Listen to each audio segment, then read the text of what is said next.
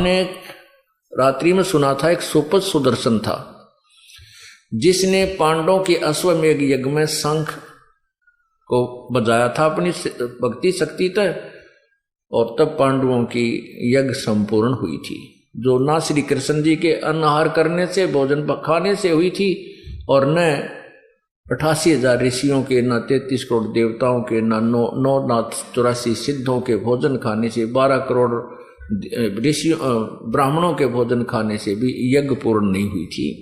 तो उस सुपथ सुदर्शन ने तो कबीर परमात्मा करुणा में नाम से आए थे, द्वापर युग में उपदेश ले लिया था। लेकिन सुदर्शन जी के माता पिता नहीं मानते थे, वो आखिरी श्वास तक भी नहीं माने थे, मृत्यु को प्राप्त हो गए थे।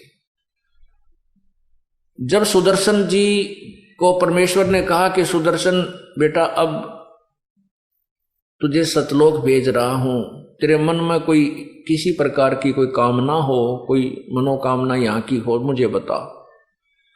तो सुदर्शन जी ने कहा, प्रभु आपने ऐसा ज्ञान दे दिया है कि यहां की किसी चीज की इच्छा दास को नहीं रही, और जब आप आज्ञा दोगे तभी आपका दास आपके साथ साथ चलने को तैयार है। परंतु मेरे मन में एक चिंता खाई जा रही है। प्रभु ने पूछा कि वो क्या है भाई? सुदर्शन जी ने बताया कि मेरे माता पिता बहुत ही अच्छी आत्मा थी, परमात्मा की भक्ति भी करते थे, वह भगवान विष्णु के उपासक थे, और मैंने बहुत समझाया उनको, आपने भी कहा, लेकिन वो नहीं माने। हे परमात्मा, मेरी आपसे यही प्रार्थना है कि किसी जन्म में उनको मनुष्य शरीर में दे, अपनी आत्माओं को शरण में लेना और मोक्ष देना परमात्मा। तो प्रभु ने सोचा कि भाई देख काल का जाल, अब इस सुदर्शन के का मोक्ष होने का समय आया है, तो इसमें यह प्रेरणा भर दी। अब इसको माता पिता की चिंता सताओ। माता पिता जा लिए, मर लिए, कि तब भूत बने हैं, कि तब पशु बने पड़े हैं, लेकिन फिर भी वो ममता खड़ी कर दी।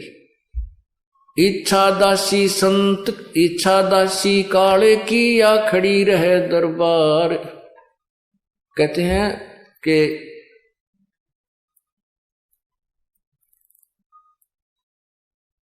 इच्छा दासी काल की, या खड़ी रहे दरबार, पाप पुण्य दो वीर हैं। ये इच्छा जो है ये काल की खास एजेंट है। ये चाह जो है आदमी को यहीं राख लेती है, कोई चाह रह जा किसी प्रकार की। इच्छा दासी जम की, या खड़ी रहे दरबार, पाप पुण्य दो वीर हैं, या सच खसमी नार। इच्छा को सबसे खतरनाक बताया यहाँ पर जीव को काल के जाल में जाने के लिए। जहां इच्छा माने आशा, जहां आशा तहां बासा हुई। अब सतलोक जाने का टाइम आ गया था, अब उसको माता पिता याद आ गए। अब आशा होगी ना, अब जहां वो उसके माता पिता को जन्म था, अगर परमात्मा ना पूछते उससे, तो उसके मन में तो अरे बीमारी थी ये, तो वहां वो भी ले डूबती, उसने जन्म उसका होता, और माता पिता के पास के मेरा कौन सी दुनिया में वो थे वहीं काल भेज देता, ले भाई तेरी माता पिता है तो मिलना चाहता है, तो उसकी अच्छा आशा है। लेकिन परमात्मा ने हमें सब उदाहरण दिए हैं ताकि हम आगे सावधान रहें। अब उसने परमात्मा ने कहा, ठीक है बेटा तू चिंता मत कर, तेरे माता पिता ने मैं पार कर दूंगा, ये मेरा वचन है। देखो एक जीव को काल से छुटवाने के लिए परमात्मा ने वचन बंधोना पड़ा कि कदे इसने भी काल डंडी ना मार जा। तो पुण्यात्माओं आप घबराना नहीं, कहते हम ना पावा हमारे साथ ऐसा करते नहीं। ये तो पहले एग्जाम्पल दिए हैं परमात्मा ने, फाउल पॉइंट बताए हैं कि तुम ऐसे मार खाओगे। इस बातों का पता लग गया जब मार खाओ कौन ही न, बिना बेरे मार खा जाते हम।